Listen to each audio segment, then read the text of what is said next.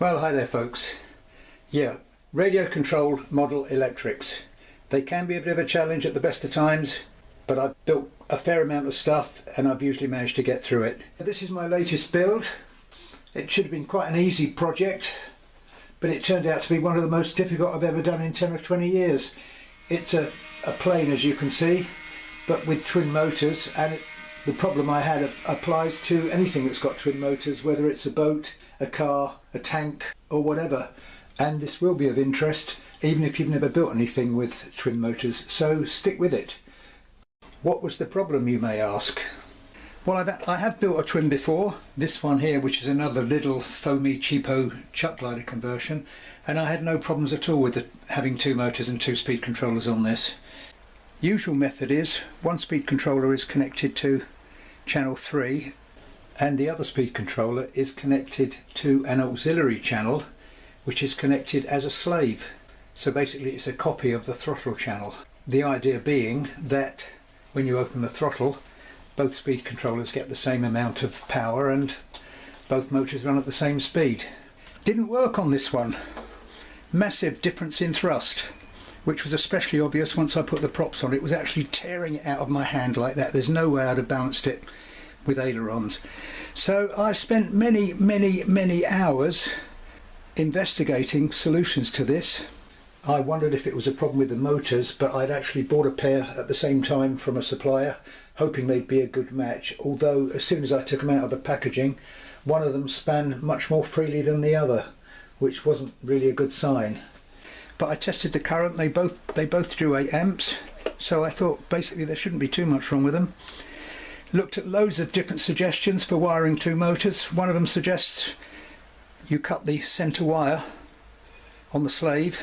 That didn't work. I tried switching different channels, I tried different receivers, one speed controller and a Y lead, separate batteries, hours trying to find a way to wire this so that they would actually work. Then eventually tried different speed controller on this side, which is why it's quite a big chunky one, and that did actually seem to improve it.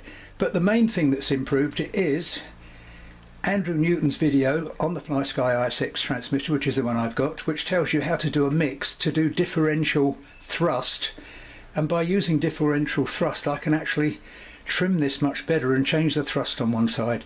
I'll show you the difference it makes, but as he said in his video, when you're playing with mixes, it's a question of three mixes in this transmitter. Take the props off, because I had one occasion where I got it wrong and one prop started going flat out on one side.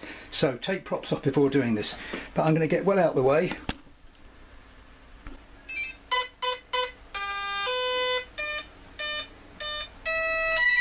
And as you could hear, they both initiated.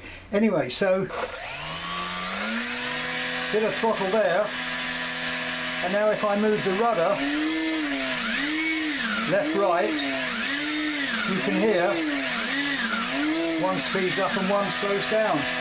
So basically I was able to change the offset in the differential thrust to actually balance these, because they were still quite well out of balance. Anyway, so that was the end of that.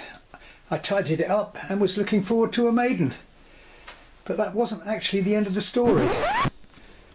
Having tidied it up, I decided to take a look at the speed controller that I thought was contributing to the problem in the first place. Not the difference here, it's back into the model, and here comes the true confession. So what was the problem with this one? Now I don't know about you, but I'm not a great one for looking at all the bump that comes with speed controllers. Usually I just plug them in and they work.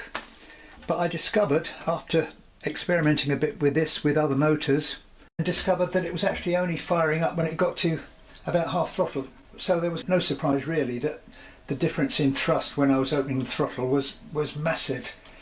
Anyway, I found the right leaflet for this particular speed controller, and amongst other things it told you how to calibrate the speed controller, and I managed to do it, and after that it was behaving as it should do.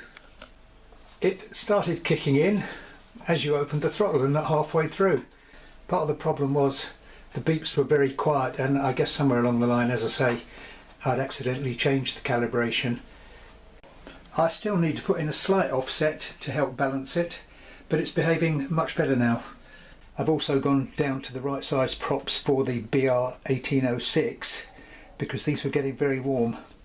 And here's differential thrust in action, which of course uses channel 4, the rudder channel. So it kind of acts like rudder, although this particular model doesn't actually have rudder. So, an interesting lesson for me and a true confession. Like I say, I think it's probably worth keeping these leaflets, and I shall in future and pay some more attention to them. But it was an interesting challenge. I learnt something from it, and maybe you will too. But that's all for now. With a bit of luck, there'll be a maiden of this soon. If you want to see more of my radio controlled builds, don't forget to check out my channel. These are in fact the cheap Lidl chuck gliders, so they sell once a year for about £10. I've made 9 conversions now of these, including twins, singles, pushers, EDFs, biplane, you name it, I've done them.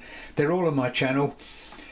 Part 1 of the builds of this is on there too. I'll probably make another one showing some of the finishing of it, but that's pretty straightforward actually. So thanks for watching, hope you learned something from it too. And don't forget to give it a like if you have found it useful. Oh, and don't forget to subscribe if you'd like to see the maiden of this little beast. But that's all for now. Hopefully I'll catch you all again later. Bye for now.